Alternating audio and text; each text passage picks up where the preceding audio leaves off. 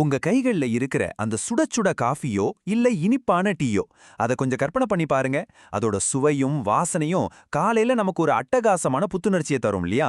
ஆனா இந்த எளிய காலை பழக்கத்துக்கு பின்னாடி ஒளிஞ்சிருக்க அறிவியல் என்ன, உலக வரலாறு என்னன்னு நம்ம எப்பவாவது யோசிச்சிருக்கோமா? இந்த சுவாரஸ்யமான அலசலுக்கு உங்களை வரவேற்கிறேன். இன்னைக்கு நாம டெய்லி குடிக்கிற இந்த பானங்கள் நம்ம உடம்புலையும் உலக வரலாற்றிலையும் ஏற்படுத்தின பிரம்மாண்டமான தாக்கங்களை எந்த ஒரு சார்பும் இல்லாம தரவுகளோட அடிப்படையில ரொம்ப தெளிவா பார்க்க போறோம். இப்போ உங்ககிட்ட ஒரு நேரடியான கேள்வி கேக்குறேன். உங்களோட காலை பானம் உங்க உடம்புக்கு உள்ளேயும் வெளியேயும் உண்மையிலே என்ன மாற்றங்களை ஏற்படுத்துதுன்னு தெரியுமா? நீங்க ரசிச்சு ருசிக்கிற அந்த அரவணைப்புக்கும் லேசான கசப்புக்கும் பின்னாடி உங்க உடம்புக்குள்ள கண்ணுக்கு தெரியாத ஒரு பெரிய உயிரியல் புயலே அடிக்குது.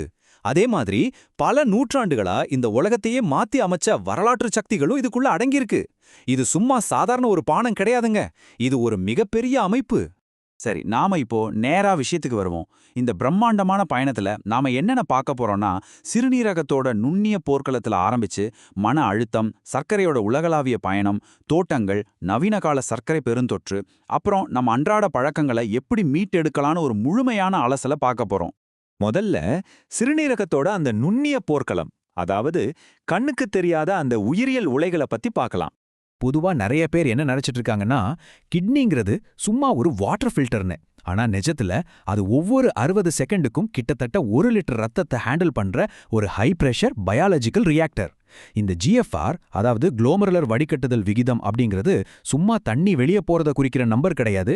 இது ரத்த ஓட்டத்தால உருவாகிற ஒரு அழுத்த குறியீடு. காஃபி உங்க உடம்புக்குள்ள போனோன்ன இந்த ரத்த ஓட்ட பாதையே மாத்தி அமைக்குது. காஃபி கிட்னியை ட்ரை ஆக்காது, ஆனா அதோட ரத்த ஓட்ட அழுத்தத்தை மாத்துதுங்கிறது தான் உண்மையான சயின்ஸ். இதுல ரொம்ப சுவாரஸ்யமான விஷயம் என்னன்னா, காஃபிக்குள்ள நடக்கிற ஒரு மூலக்கூறு நடனம் தான். இதுல 2 முக்கியமான ஆட்கள் இருக்காங்க.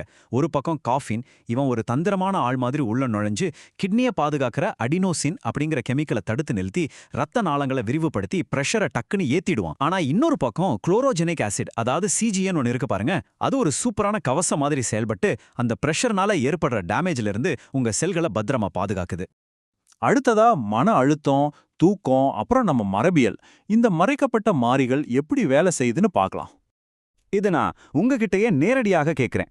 காலையில எழுந்த உடனே உங்க மன அழுத்தம் தணியறதுக்கு முன்னாடியே முதல் காஃபியை குடிக்கிற ஆளா நீங்க? காலையில நம்ம உடம்புல கார்டிசோல் அப்படிங்கிற ஹார்மோன் லெவல் ஏற்கனவே பீக்ல இருக்கும். அந்த நேரத்துல போய் நீங்க காஃபின்னு சேர்த்தீங்கன்னா அது டபுள் இம்பாக்ட் கொடுத்து ஒரு பெரிய பிரஷர் வேவை உருவாக்கிடும். இது உங்க சிறுநீரக வடிகட்டிகளை ரொம்பவே சிரமப்படுத்தும். ஒரே காஃபி எப்படி ஒவ்வொருத்தருக்கும் ஒவ்வொரு மாதிரி ரியாக்ட் ஆகுதுன்னு யோசிச்சிருக்கீங்களா? அதுக்கு காரணம் நம்ம கல்லீரல்ல இருக்கிற CYP1A2 அப்படிங்கிற ஒரு ஜீன் தான். உங்ககிட்ட வேகமான ஜீன் இருந்துச்சுன்னா காஃபின் உடம்ப விட்டு சீக்கிரமா வெளியே போயிடும். காஃபியோட நன்மைகள் முழுமையா கிடைக்கும்.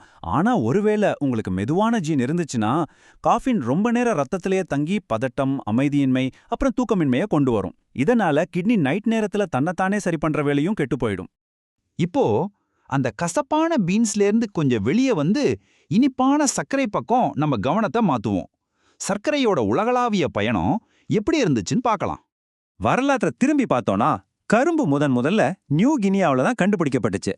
அங்க அது ஒரு எனர்ஜி பூஸ்டரா, மனநிலையை மாத்துற ஒரு சாதாரண செடியா தான் இருந்துச்சு. அங்கிருந்து இந்தியாவுக்கு வந்து அதை சாராக்கி திடமான சர்க்கரையா மாத்துற டெக்னிக்கை கண்டுபிடிச்சாங்க. அப்புறம் அரேபியர்கள் மூலியமா மத்திய கிழக்கு நாடுகளுக்கு போய் கடைசியா கொலம்பஸ் மூலியமா 15ஆம் நூற்றாண்டுல அமெரிக்கா வரைக்கும் இந்த இனிப்பு செடி பரவிடுச்சு. ஆனா இந்த இனிப்புக்கு பின்னாடி இருக்கிற இருண்ட பக்கம், சர்க்கரை தோட்டங்கள், அதற்கான மனித விலை பத்தி பார்க்கலாம். இது எந்த அளவுக்கு ஒரு பெரிய வரலாற்று தாக்கம்னு பாருங்களேன். ஐரோப்பாவில் இந்த இனிப்புக்கான டிமாண்ட் எகிரி எகிர அது மனித வரலாற்றிலேயே ஒரு மிகப்பெரிய அடிமை வர்த்தகத்துக்கு வழிகோலுச்சு. கடத்தப்பட்ட 12.5 மில்லியன் மக்கள்ல கிட்டத்தட்ட 66% பேர், அதாவது 3/2 பங்கு மக்கள் அதீத ஆபத்தான சர்க்கரை தோட்டத்துல வேலை செய்யறதுக்காகவே கட்டாயப்படுத்தப்பட்டாங்க. அந்த அளவுக்கு கொடூரமானதா இருந்துச்சு இதோட உற்பத்தி. இந்த இரத்தக்களரியான உண்மை வெளியே தெரிஞ்சப்போ மக்கள் சும்மா இருக்கல. வரலாற்றோட முதல் நுகர்வோர் புறக்கணிப்பு ஆரம்பமாச்சு. குவேக்கர்கள் என்ன சொன்னாங்கன்னா, நாம இந்த பொருளை வாங்கினா நாமும் அந்த குற்றத்துல பங்கு பெறோன்னு ரொம்ப ஆழமா பதிவு செஞ்சாங்க. இரத்தக்கரையோட வர்ற இந்த சர்க்கரைய யாரும் சாப்பிடக்கூடாதுன்னு அவங்க வச்ச கோரிக்கை அப்போதைய சமூகத்துல ஒரு மாபெரும் அதிர்வலையை ஏற்படுத்துச்சு. இப்போ அப்படியே ஃபாஸ்ட் ஃபார்வர்ட் பண்ணி நவீன காலத்துக்கு வருவோம். சர்க்கரை எப்படி ஒரு பெருந்தொற்றா மாறுச்சுன்னு பார்க்கலாம். 1.8 கிலோ. இந்த நம்பரை கொஞ்சம் நல்ல ஞாபகம் வச்சுக்கோங்க. கடந்த காலத்துக்கும் இப்போ நம்ம வாழ்ந்துட்டு இருக்கிற காலத்துக்கும் உள்ள மிகப்பெரிய வித்தியாசத்தை புரிஞ்சுக்க இது ரொம்பவே உதவும்.